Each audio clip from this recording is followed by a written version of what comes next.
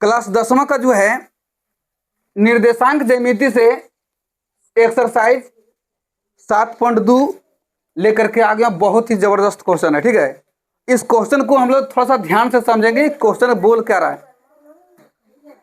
ये प्रश्न में जो है ये पहला नंबर का क्वेश्चन है और ये कह रहा है कि उस बिंदु का निर्देशांक ज्ञात कीजिए।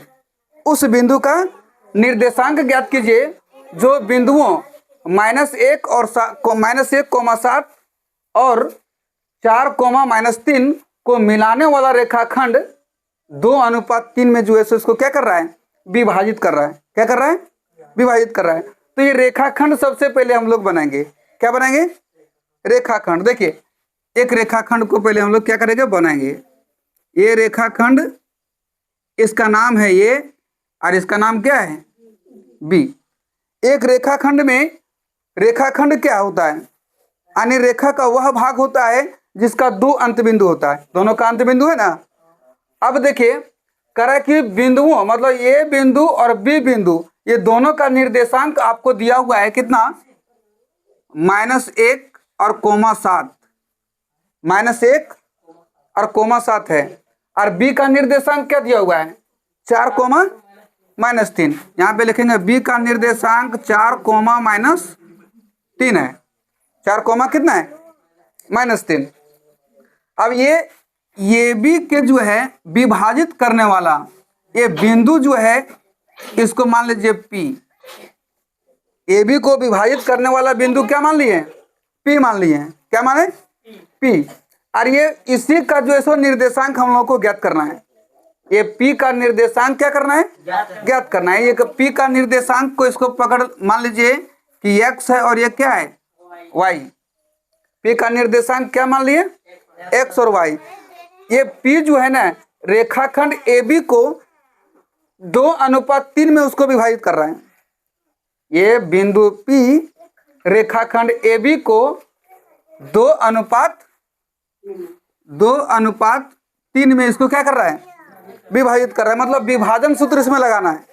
क्या लगाना है, विभाजन सूत्र। हेलो करो। यहाँ क्या लिखेंगे कि माना कि वांछित बिंदु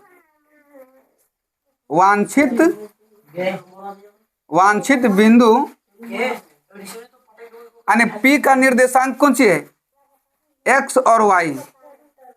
वांछित बिंदु P का निर्देशांक क्या मान लिए, x y माने। क्या माने, देखो ये वाला बिंदु वांछित बिंदु इसका क्या है, P x y है, यही ना है।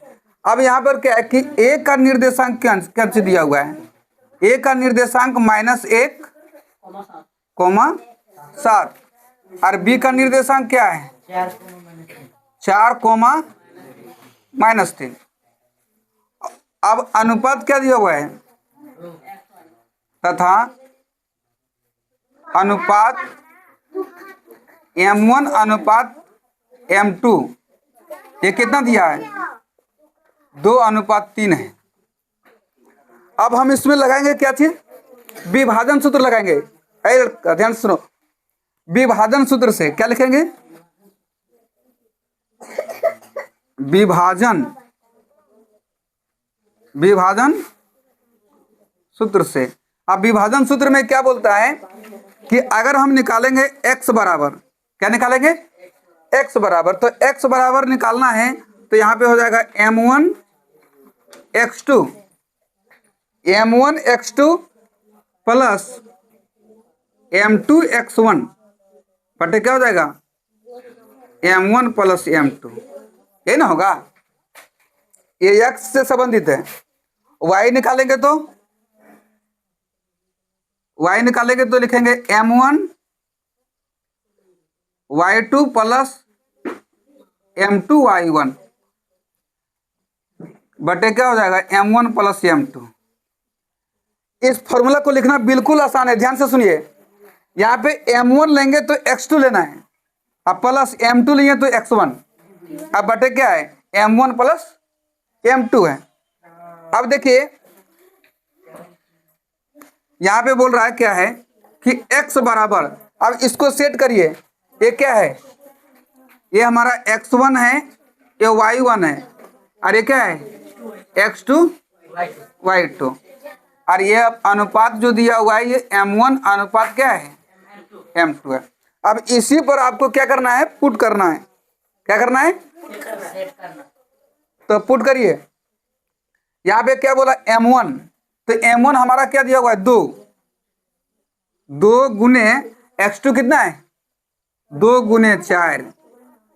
देखो m1 2 है और x2 कितना है 4, तो यहाँ पे 2 गुने 4 अब प्लस m2 कितना है 3 है, और गुने x1 कितना है x1 -1 है।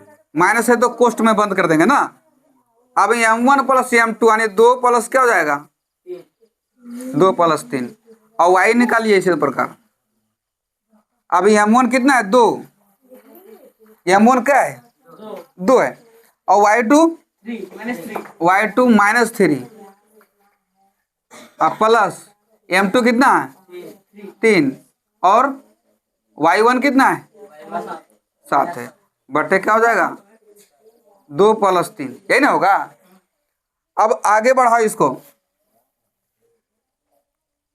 x बराबर 4 दूना 8 प्लस माइनस क्या होगा माइनस 3 का 3 हो गया।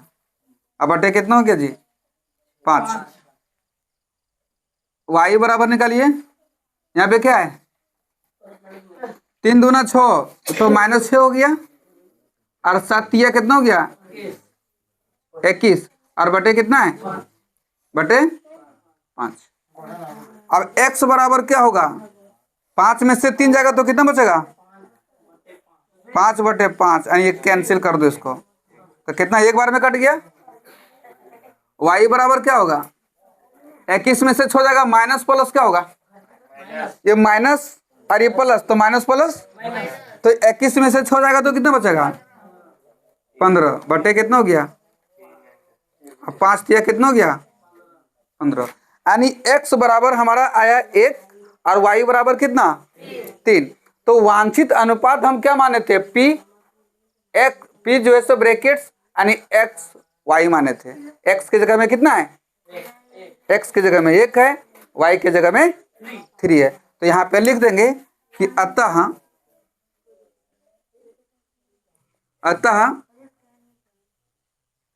वांछित बिंदु P के निर्देशांक, वांछित बिंदु क्या है, बिंदु P का निर्देशांक कौन सा हो गया 1,3। यही हमें ज्ञात करना था।